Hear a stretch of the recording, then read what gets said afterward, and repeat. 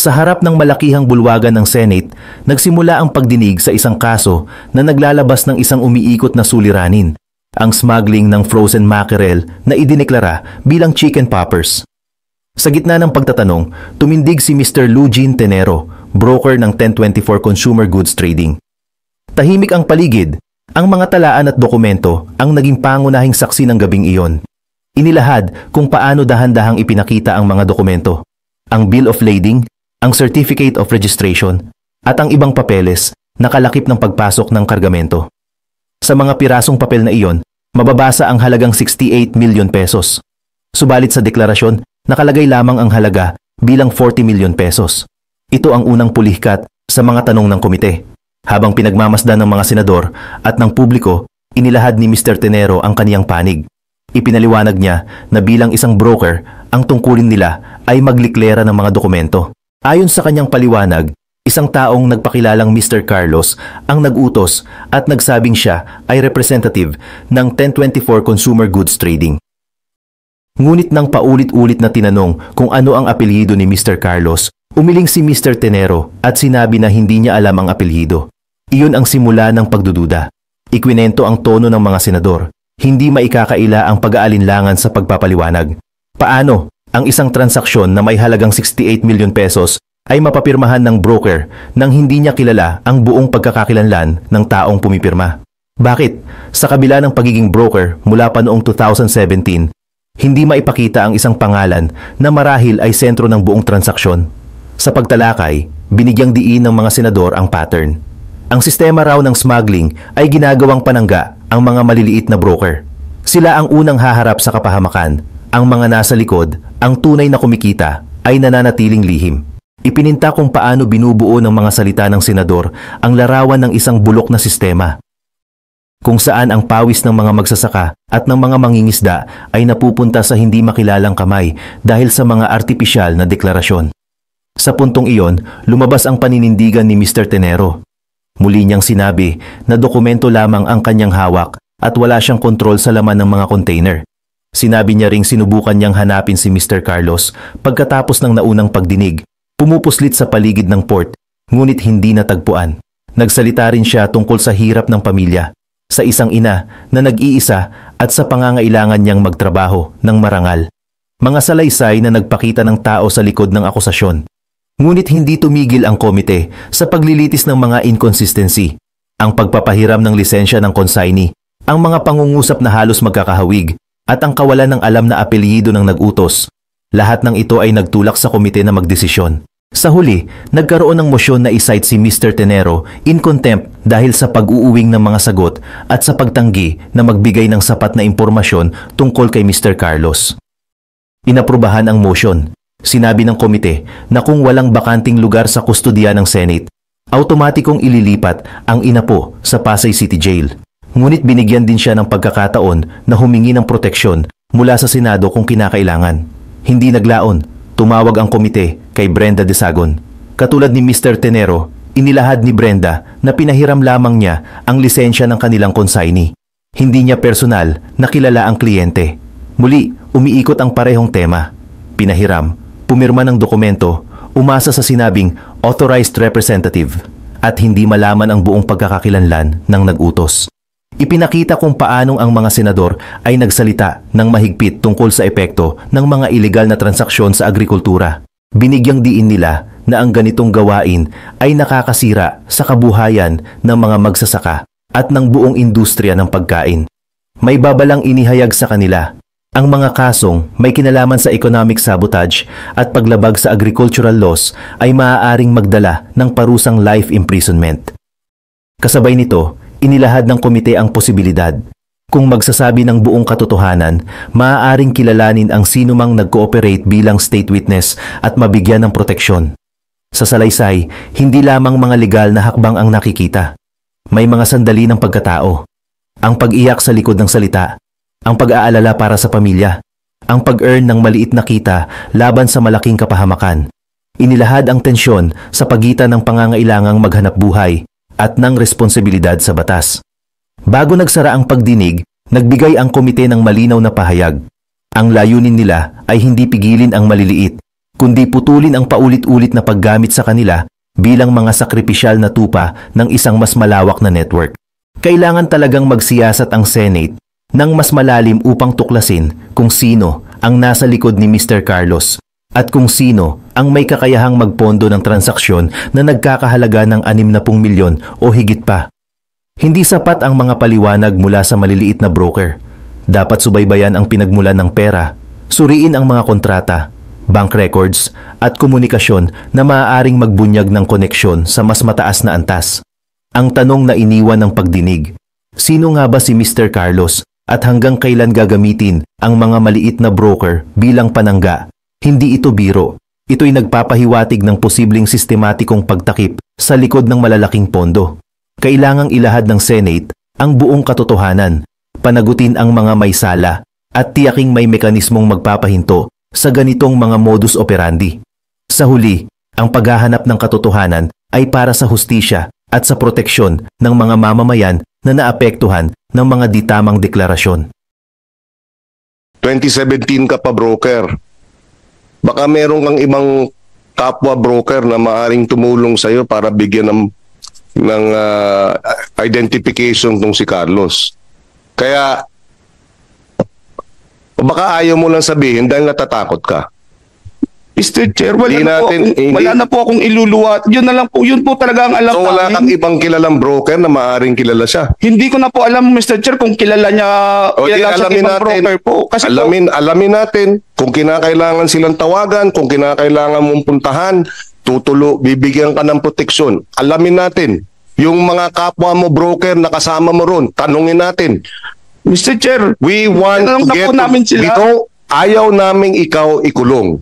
Pero ikaw ang susi para malaman natin sino si Carlos.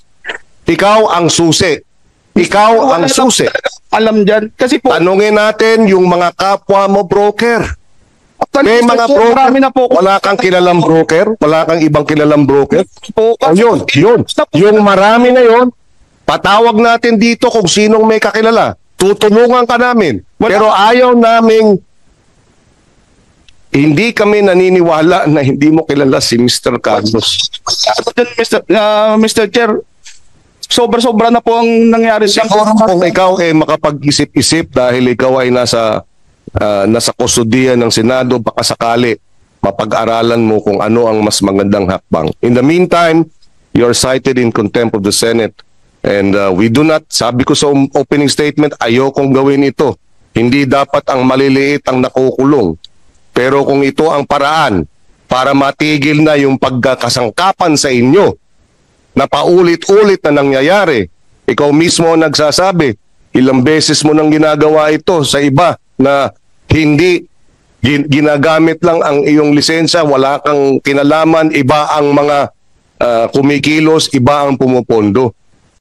Sa kaso ni Lugin Tenero, broker ng 1024 Consumer Goods Trading, siya ang pumirma ng import entry documents para sa smuggled frozen mackerel na may halagang 68 million pesos. Pero nakalagay sa deklarasyon ay 40 million pesos.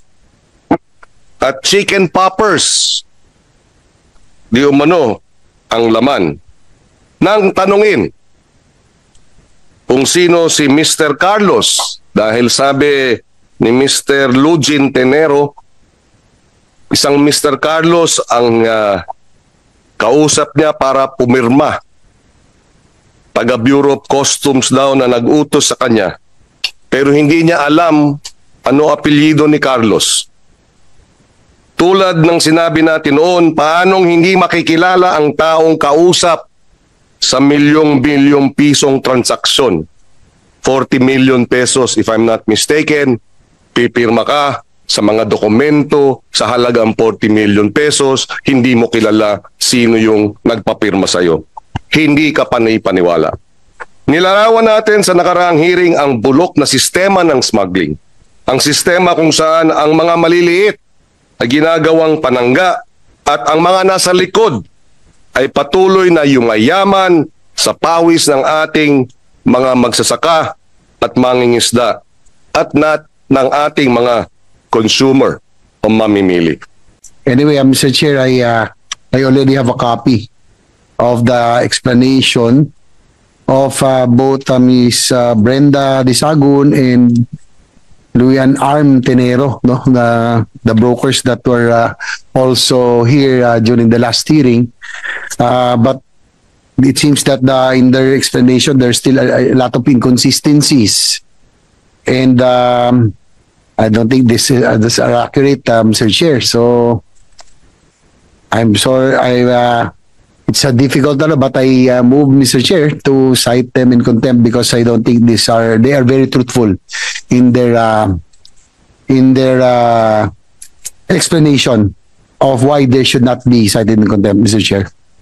Thank you, Senator JV. May huling gusto pa ba ninyong ipaliwanag apart from yung nabigay ninyo sa inyong show cause letter, Ginoong Louis Jean?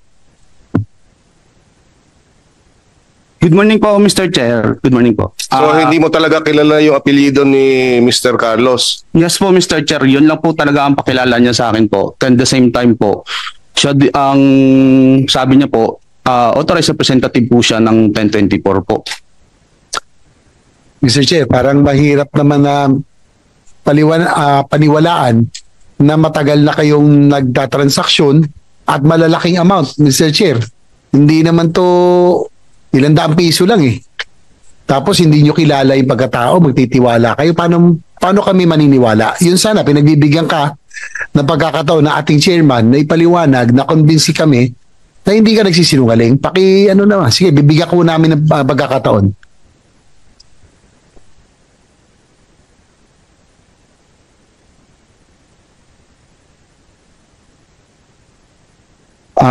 Mr. Chair, yun lang po talaga ang pakilala niya po sa akin. Then the same time po, Mr. Chair, doon po sa nagsabing pagtitiwala po. Kasi po, Mr. Chair, hindi naman po kami magtitiwala po doon sa kausap namin or sa authorized representative po ng consignee po. Kasi, Mr. Chair, sila po may hawak po sila ng copy ng BL. Since po, Mr. Chair, pag may hawak ka po copy ng BL po, consignee tsaka authorized representative niya lang po yung authorized na may hawak po nun. Then the same time po, nung nag-lodge po ako, exercising po yung diligence ko po, humingi po ako ng copy ng COR niya po, yung certificate of registration niya po, then yung 2303 niya po. Kasi po, doon po sa dalawang docs na yun po, doon po namin sinecheck po yung TIN number niya po kung co-aside po doon sa COR tsaka sa 2303 po. Mr. Tenero, very particular ka doon sa mga dokumento pero yung apelyido hindi mo alam.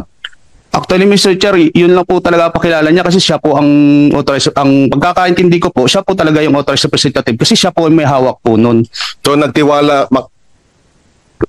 magtitiwala ka kahit na ang pangalan ay Pedro, Jose, Juan, Maria.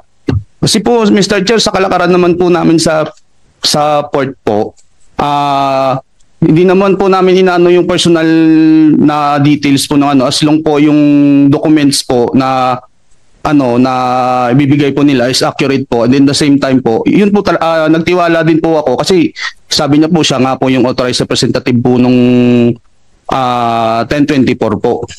All we are asking for is Mr. Carlos' last name and you refuse to answer.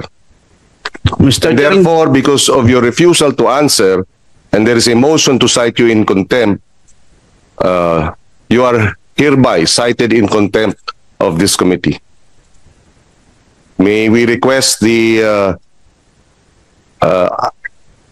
the Sergeant at Arms can make if there is available a detention place here in the Senate, he will be detained here.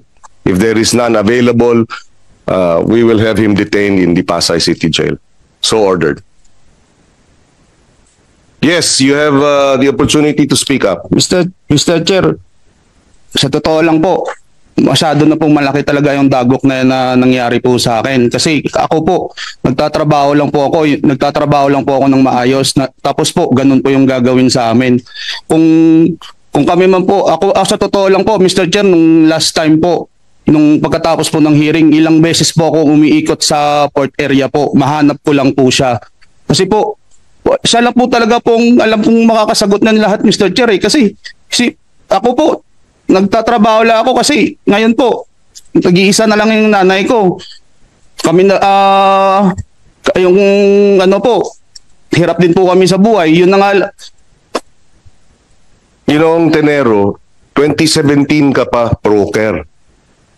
Ang hirap naman paniwalaan na ilang taong ka ng broker, sa 10 taon na, at nakikipag-kontrata ka o nakikipag-usap ka sa mga hindi mo kilala. Sana maintindihan mo, hindi namin nais na ikaw ay ikulong.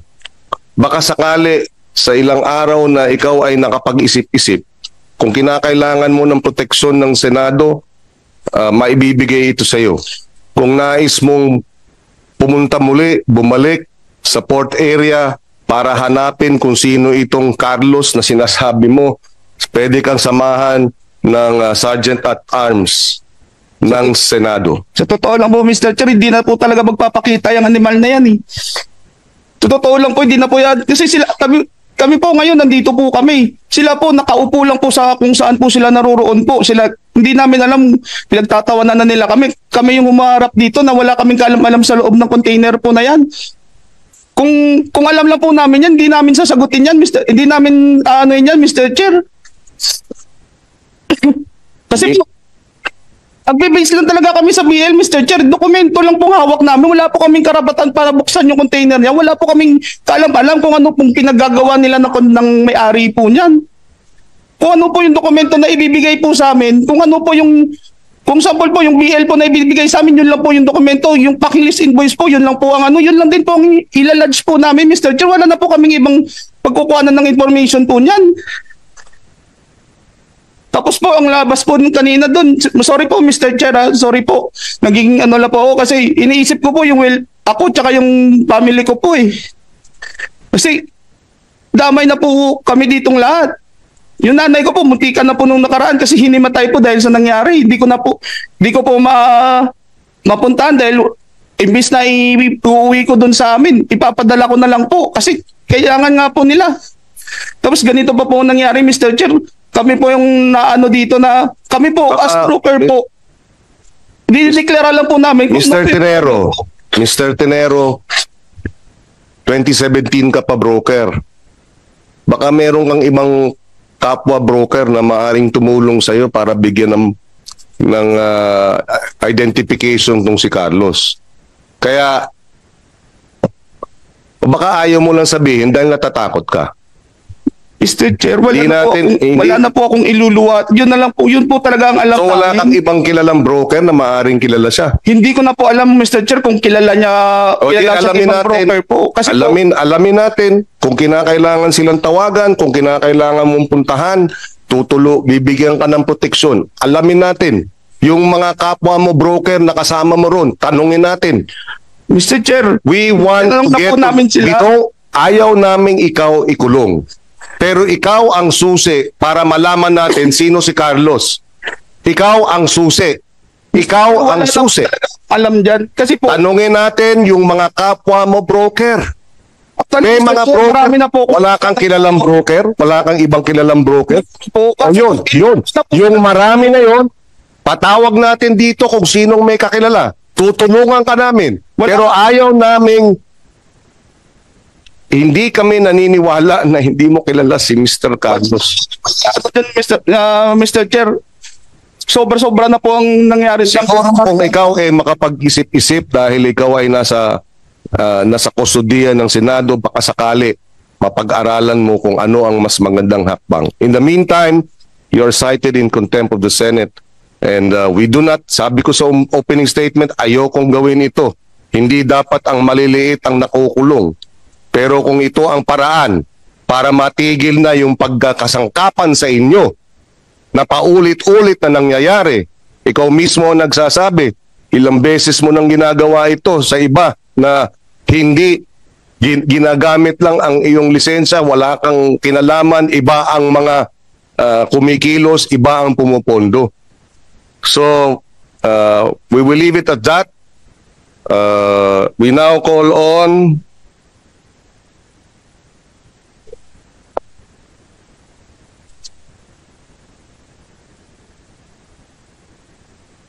So meron daw TIN, tax identification number si Carlos, nabanggit mo? Your Honor, yung tax identification number po nun, yun po yung nasa COR po, nasa consignee po yun, yung 1024 Consumer Goods Trading po. So 1024, TIN ng 1024, Yes TIN ni po, Carlos. doon po, yun po yung binibase namin na mag-lodge po. Wala na po kami ibang alam dyan kung anong ginagawa nila dyan sa internal po nila. Kami po hanggang dokumento lang po kami. Kami pa po ang ano dito. Okay, we will proceed. Brenda Desagun ng Berches Consumer Goods Trading. Kay Mr. Tenero Carlos, kay Miss Brenda Vicente. So pareho kasi ang estilo ninyo eh. Hindi nyo kilala, alam lang ninyo, first name, pumirma kayo, pumayag kayo, milyon-milyon ang halaga.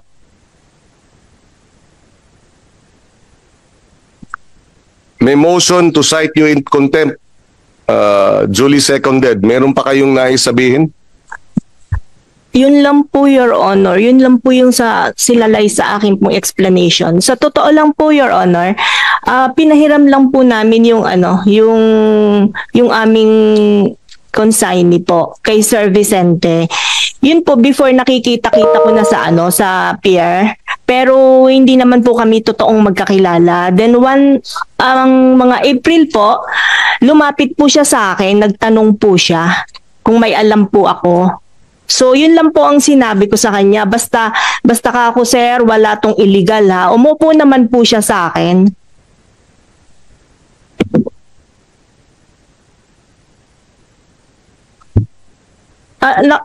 Mr. Chair, nagtatry po sana ako na pumunta sa pier pero medyo masama po lagi yung pakiramdam ko. So hindi naman din po ako titigil, Mr. Chair.